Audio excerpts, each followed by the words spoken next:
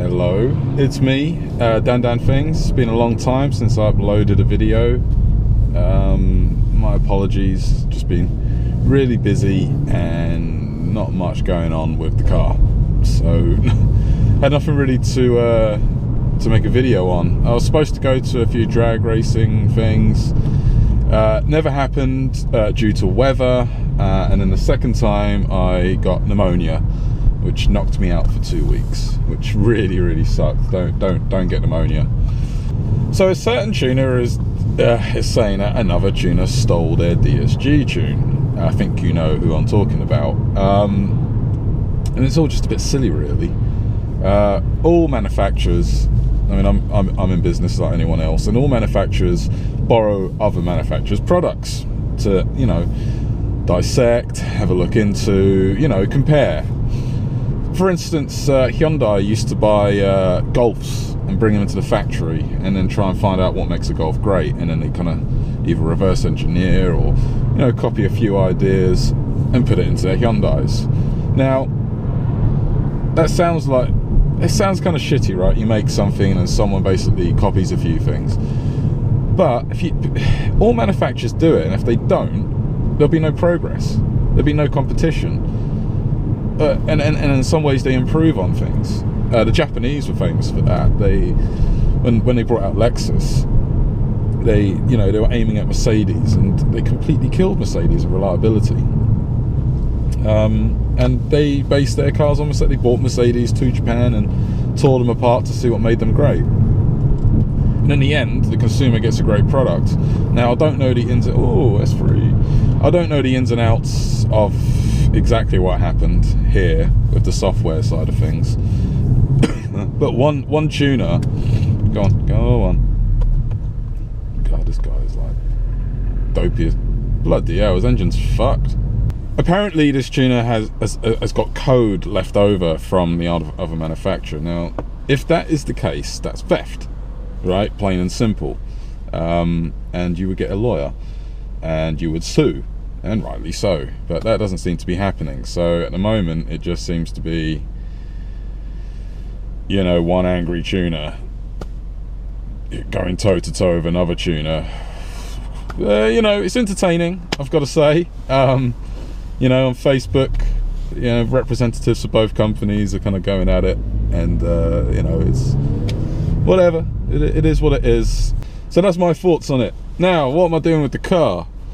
It's still pretty much at the same level as it was before. Stage 2 APR. Latest, well, now it's not the latest, but I've got the version 1.2 or 1.3 of the DSG tune. There's a new one, like version 2 point something, that's even better. I haven't had time to get it. I have not had time to go to my APR dealer to get it flashed, which is really irritating, but hey, that's how it goes. Well, I could have gone, but I've got a whole bunch of parts.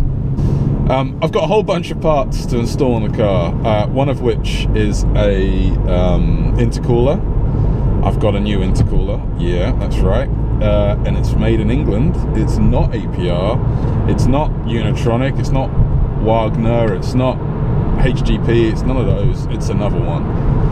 It's by Perron, which is an English company, and they mostly tune Fords, and they've got a fantastic reputation for their intercoolers. The Ford Focus RS and ST Fiesta drivers, and Focus ST drivers even use them, and they get great results. And they've done a few, I think, Mark 5 and Mark 6 Golf intercoolers, and again, everyone says they're great.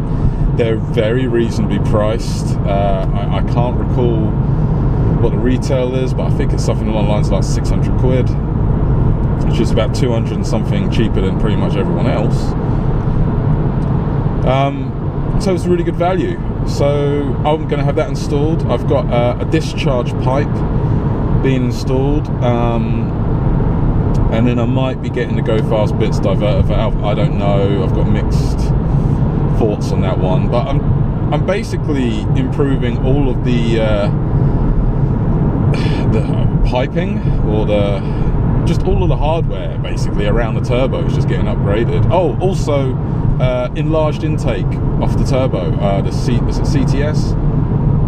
Is it CTS? I think so. Yep. I've got that. That will come soon as well. I'm just aiming for that 400 horsepower and about 420 foot-pound on the stock turbo. So that's the goal. And then, depending on how satisfied I am, I'm not easily satisfied, I might upgrade the turbo. Now, I'm not going to go stage 3 APR. I'm looking at the TTE. TTE, you listening? The 525 looks very impressive. It spools up pretty well. I like the look of the dyno graph. It seems to almost match the smaller turbo. So tempted, very tempted. But I've only seen 2 dynos and they've all been on 102 octane. So I really need to know what it would do in 99 or 98. And they're running a very high boost at over 2 bar. I don't want to be running over 2 bar. That's a shitload of boost. 1.8, 1.9 is fine. Anything under 2 is fine. So I'm going to wait and see what these other tuners come back with lower boost on normal petrol, and then I'll decide. 500 horsepower it looks like, which is pretty sweet. Anyway, so that's it. That was a very short video. Sorry I didn't do anything interesting. I'm just gonna go get my 99 octane from Tesco's